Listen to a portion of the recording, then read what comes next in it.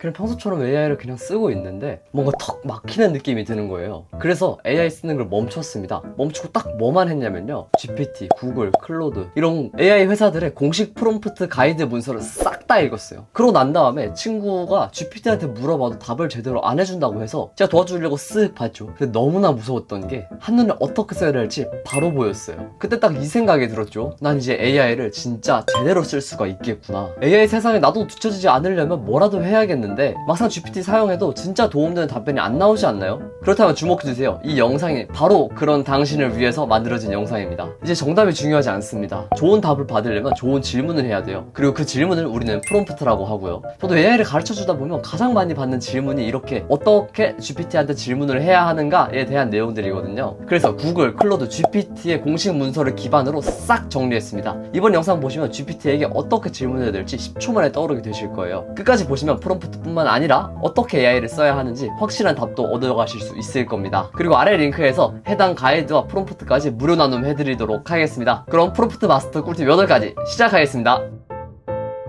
안녕하세요. 지금부터 김희소의 완벽한 프롬프트 가이드 AI 실전 활용법 시작해보도록 하겠습니다. 일단 먼저 프롬프트가 뭔지를 알아야겠죠. 이 용어 자체가 낯선 분들이 있으시더라고요. 프롬프트는 뭐냐면은 우리가 AI한테 계속해서 질문을 하잖아요. 그 지시문 자체를 프롬프트라고 이야기를 하면 됩니다. 여기 보시면 여기 적힌 게 프롬프트입니다 라고 적어놨죠. 저기에 올라오는 모든 글들을 프롬프트라고 생각을 해주시면 되고, 이 프롬프트를 어떻게 쓰는지에 따라서 어떤 답변을 받을지도 정해지기 때문에 이 프롬프트라는 게 굉장히 중요하다라는 겁니다. 그래서 이 중요한 프롬프트를 더 잘하기 위해서 나온 학문이 바로 프롬프트 엔지니어링이라는 학문인데요. GPT 같은 언어 모델들한테 원하는 결과를 얻기 위해서 이 지시문을 어떻게 설계해야 하는가 이런 것들을 연구를 하고 있습니다. 실제로 논문도 여러 가지가 나와 있고, 이 논문을 기반으로 뭐 GPT라든지 클로드, 구글 이런 데에서 프롬프트 가이드를 내놓는 거기도 해요. 그래서 오늘은 이 세 가지 회사에서 내놓은 프롬프트 가이드를 기반으로 완벽한 프롬프트의 구성 요소 4가지와 거기에서 파생되어서 나오는 저만의 견해까지 섞어서 4가지 팁에 대해서 말씀드리도록 하겠습니다. 일단 가장 먼저 중요한 거는 지시예요. 이거 너무 어떻게 보면 뻔한 얘기일 수도 있지만 굉장히 중요한 말입니다. 아무리 복잡하고 아무리 간단한 어떤 프롬프트이든지 간에 이 지시라는 게 제대로 내려지지 않으면은 이 AI가 제대로 뭘 해야 되는지 인식할 수가 없거든요. 그래서 먼저 내가 질문을 할 때는 이게 어떤 지시인지를 생각을 하고 질문을 하는 게 굉장히 중요한데요. 지시는 한마디로 하자면 무엇을 하기를 원하는가입니다. 보시면 운동의 이점을 3가지 나열해줘 라고 하면은 이 나열해줘가 지시에 해당되는 거죠. 그게 구체적인 예시로는 뭐 무엇을 설명해줘, 무엇 목록을 나열해줘, 어떤 글을 써줘, 번역해줘, 요약해줘 이런 내용들이 있을 거예요. 여러분들이 영상을 보면서 힌트를 얻어가야 되는 게 이 지시입니다. 어떤 AI 유튜버들이 어떤 식으로 활용하는지 확인할 때 어떤 지시문을 썼는지만 파악을 해봐도 어떤 방식으로 활용할 수 있는지를 파악할 수가 있어요. 다음으로 지시가 있으면 그 다음으로 중요한 건 맥락인데요. 이거는 정말 많은 분들이 빠뜨려 놓는 거예요. 이 맥락이란 어떤 거냐면 작업에 필요한 배경이나 상황이 무엇인가 이런 건데, 예를 들어서 이 강의를 예시로 들면은 GPT 잘 쓰는 강의안 알려줘 라고 이야기를 하면은 뭐 알려줄 수도 있겠죠. 근데 조금 더 구체적인 이야기를 해보는 거예요. 이런 식으로 해보는 거죠. 나는 1만 구독자를 가지고 있는 김희소의 AI 가이드라는 유튜브를 운영하고 있어. 이 유튜브에선 AI 활용법을 가르쳐주는데 이 독자들을 위해서 프롬프트를 어떻게 써야 되는지 잘 알려주는 그런 강의를 기획을 하고 싶어. 이 강의의 커리큘럼을 만들어줘 라고 이야기를 하면은 아까보다 훨씬 더 정확한 답을 낼 수가 있겠죠. 이런 식으로 맥락을 주입해 줌으로써 이 GPT라는 게 내가 원하는 방향으로 가게끔 하는 게 굉장히 중요합니다. 근데 이 맥락은 굉장히 다양한 데서 쓰일 수가 있는데요. 여기 오른쪽 상단에서 보시면 이 정보를 참고해서 올해의 추세를 분석해달라 이렇게 얘기를 했죠. 근데 이런 데이터들을 줌으로써 내가 분석해야 될 게 어떤 건지 굉장히 명확하게 할 수도 있습니다. 아니면 어떤 보고서를 주고 이 자료를 바탕으로 혹은 제품 상세 정보를 주고 이 배경을 참고하여 이런 식으로 할 수도 있고요. 제품 상세 정보 이런 것들은 그냥 전체를 컨트롤 C 컨트롤 V 해도 괜찮고, 아니면은 페이지 자체를 내보내기 해서 넣는 것도 괜찮습니다. 인쇄를 누르면 그게 PDF로 나오거든요. 이런 부분에 대해서 나중에 다시 한번 알려드릴게요. 아니면 해당 코드를 보고, 아니면 나는 지금 어떤 상황이야, 그러니까 어떤 해결책에 대해서 알려줄래? 이렇게 얘기하면은 훨씬 더 자세하겠죠. 현재 성적이 어떻다, 그러니까 어떤 커리큘럼을 기획을 해달라 라고 하면 나에게 맞는 맞춤 학습법도 제안이 가능할 거고요. 다음으로 3번째는 역할입니다. 이것도 어디에선가 들어보셨을 것 같은데, 한마디로 하자면 이런 거예요. 당신이 20년 경력의 역사 교수입니다 라고 역사에 대한 질문을 하기 전에 물어보는 거죠. 이게 어떤 입장에서 이 작업을 수행해야 하는가 라는 내용인데요. 이게 이 역할을 지시를 하면은 이 페르소나가 특정한 전문가의 역할을 받아들여서 그 관점에서만 답할 수 있게 되겠죠. 이걸 조금 더 전문적이거나 어떤 한쪽 분야에서만 바라보고 싶을 때 질문을 하는 게 굉장히 좋습니다. 내가 수학이 궁금해서 이거를 친절하게 답변을 받고 싶다라고 하면 수학 교사입니다 라고 할 수도 있는 거고, 그럼 내가 어떤 마케팅 컨텐츠를 발행을 해야 하는 상황이라고 하면 당신은 몇십 년 경력의 컨텐츠 마케팅 전문가입니다 이렇게 할 수도 있을 거고,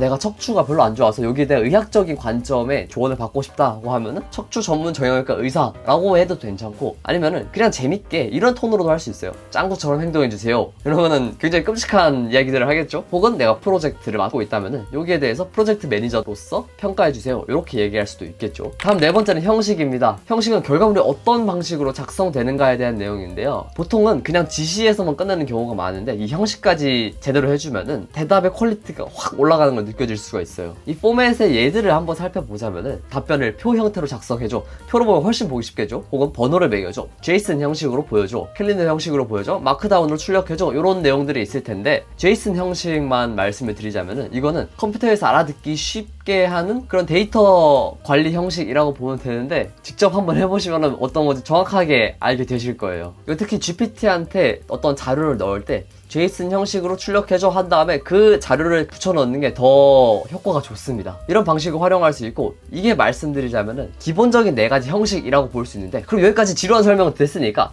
그럼 이거 어떻게 활용하는가, 이게 궁금하실 거 아니에요. 그래서 가져와 봤습니다. AI 카피라이터를 한번 만들어 보는 거예요. 내가 카피라이터를 만들 때 그냥 어떤 글을 써줘라고 하면은 너무 포괄적이고 둥둥 뜨는 그런 글만 나타내잖아요. 그래서 한번 이렇게 해봅시다.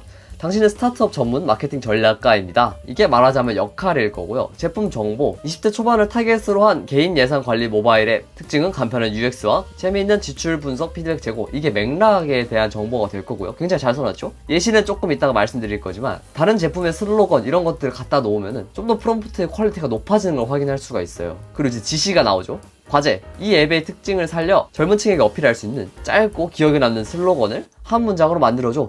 이건 이제 지시에 해당되는 거죠. 그리고 출력은 이런 방식으로 있는 걸 볼 수가 있는데, 이런 방식으로 하면 훨씬 더 잘 나오게 됩니다. 한번 실제로 써볼까요? 한번 모델은 4.5로 해서 한번 물어볼게요. 아까 거 복사 붙여넣기 해서 기다려보면은 이렇게 딱 한마디만 나오는데 나쁘지 않지 않나요? 완벽하게 내가 원하는 것만 하나 딱 확인할 수 있다는 점이 매력적인 것 같습니다. 여기서 한 번 더 물어볼 수도 있죠. 왜 이런 식으로 했는지 알려줘. 이렇게 질문을 물어보니까 대답도 잘해줍니다. 납득이 가요.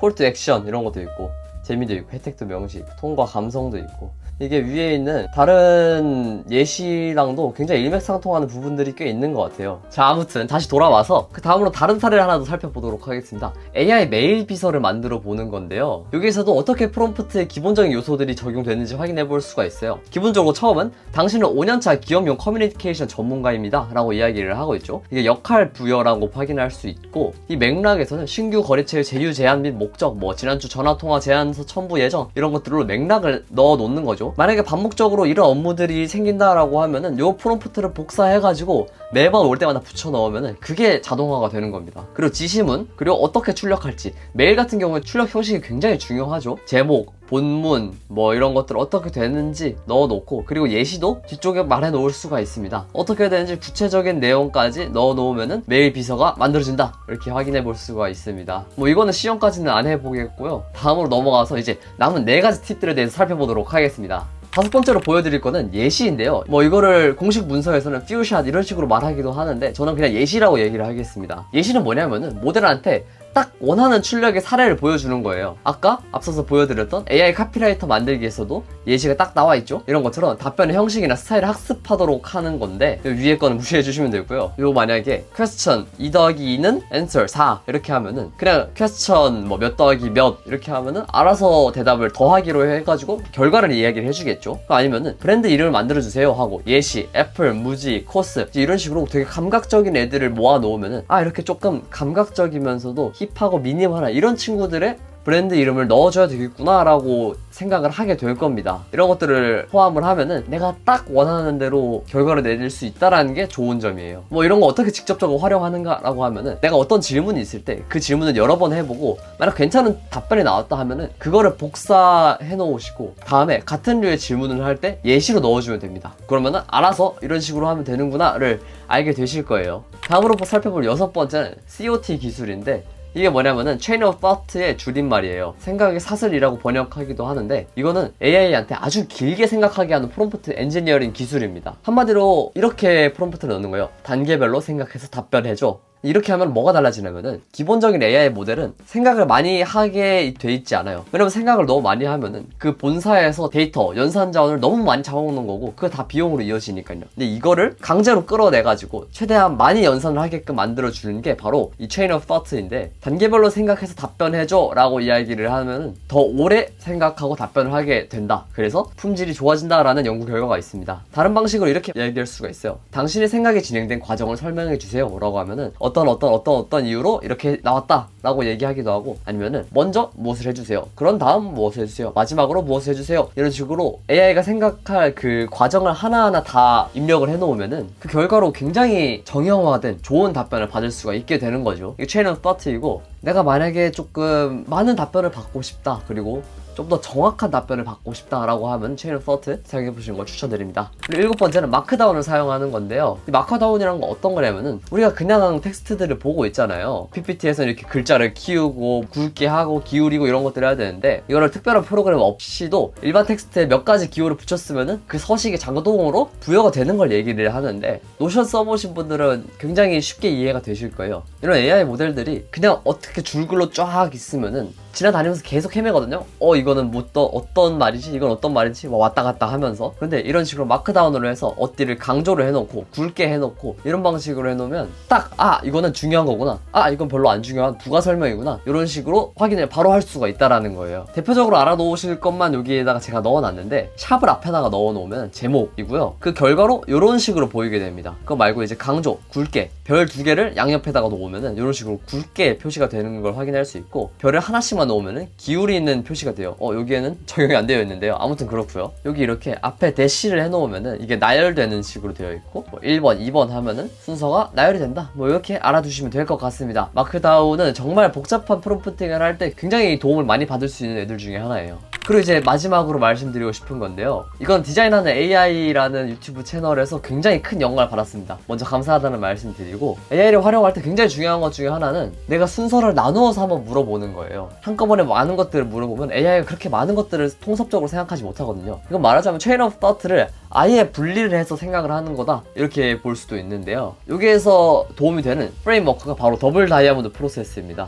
이게 뭐냐면은 우리가 어떤 일을 해나갈 때 이 문제 해결을 해야 되잖아요. 이거는 발산하고 수렴을 하는 반복이라고 하는데 우리가 어떤 정보를 찾아서 리서치를 하고 그 리서치 중에서 어떤 것들만 추려내고 그리고 이 추려낸 것을 기반으로 아이디어를 내고 그 아이디어를 기반으로 해서 다시 제품을 만들고 이런 과정이 반복이 된다라고 하는 거예요. 이런 것들을 머릿속에 집어넣고 지금의 발산인지 아니면 수렴인지를 생각을 해서 물어보게 되는 겁니다. 아주 구체적인 예시가 있는데 AI 활용법 강의 PPT 내용을 다 만들어줘 라고 하면은 별로 퀄리티가 좋지 않을 거예요. 아주 일반적일 거고 별로 도움이 되지 않을 거죠. 근데 이 중간중간에 인간이 개입을 해가지고 쪼개서 단계별로 물어보게 되는 거예요. 첫 번째로 AI 활용법 강의를 해야 돼. 가능한 어떤 주제로 발표할지 10가지를 추천을 해줘. 이렇게 하면은 괜찮은 주제들이 나올 겁니다. 그럼 그 중에서 주제를 하나 뽑는 거예요.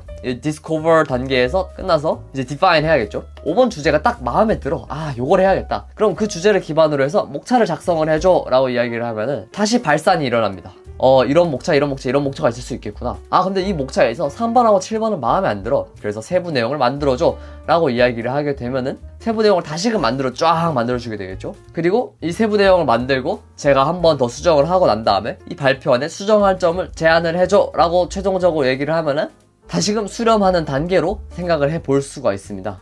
이게 저는 AI를 활용하는 데 있어서 굉장히 중요한 요소 중에 하나라고 생각을 하고요. 여러분도 큰 도움을 받으실 수 있을 겁니다. 오늘 본 프롬프트 8가지 팁과 그에 대한 강의 자료, 세계 AI 회사에서 나온 프롬프트 가이드북은 제가 댓글 링크에서 무료 나눔하고 있으니까 꼭 잊지 말고 받아가세요. 그리고 제가 영상을 보다 보면은 감사하다, 그리고 도움이 된다라고 해주시는 분들이 정말 많은데 진짜 제가 더 감사합니다. 너무 감사해요. 진짜 그럴 때마다 유튜브 하기 정말 잘했다는 생각이 들거든요. 제 영상을 자주 보시는 분들은 아시겠지만 저는 꿈이 있습니다. 저는 AI는 자유를 가져다주는 엄청난 혁신적인 툴이라고 생각을 하거든요. 그런데 안타깝게도 그 자유가 모두에게 해당될 거라고 생각하지 않습니다. 역사적으로 기술 발전이 그래왔듯이요. 사회, 경제, 인지적인 측면에서 누군가는 혜택을 받겠지만 누군가는 오히려 불이익을 얻기도 하겠죠. 그래서 저는 어떻게 하고 싶냐면은 그 자유가 모두에게 돌아가게끔 하고 싶습니다. 저는 누구나 AI로 자유를 얻을 수 있도록 한국에서 가장 큰 AI 활용법 교육회사를 만들고 싶어요. AI 때문에 언어의 장벽도 없어지고 있는 만큼 해외까지 타겟하는 진짜 큰 회사요. 제 말이 그냥 뭐 말로 끝날지 아니면 지독하게 집요하게 파고들어서 결국 이뤄낼지는 시간이 지나보면 뭐 알게 되겠죠? 응원해 주시면은 정말 최선을 다해서 달려보도록 하겠습니다. 지켜봐 주세요. 그리고 제 채널 아직 작아가지고 구독 안 하시면은 놓칠 수도 있습니다. 만약 저와 함께 계속해서 AI에 대해서 알아가고 이 세상에서 자유를 얻고 싶으시다면은 구독해 주시고, 이런 정보를 계속해서 더 받아보고 싶다 그러면은 댓글에서 오픈 채팅방에 들어와 주세요. 거기에서 자료를 먼저 제공해 드리고 있습니다. 그리고 시끄럽지 않아요. 제가 그런 거 딱 질색이거든요. 그리고 정말 제가 가는 길이 궁금하고 이 놈 뭐하는 놈이지? 이렇게 생각이 드신다면은 댓글 링크에서 뉴스레터 눌러주세요. 제 진솔한 소개를 담아놨습니다. 오늘도 감사합니다. 행복하고 자유로운 하루 되세요. 지금까지 김희소 배였습니다. 감사합니다.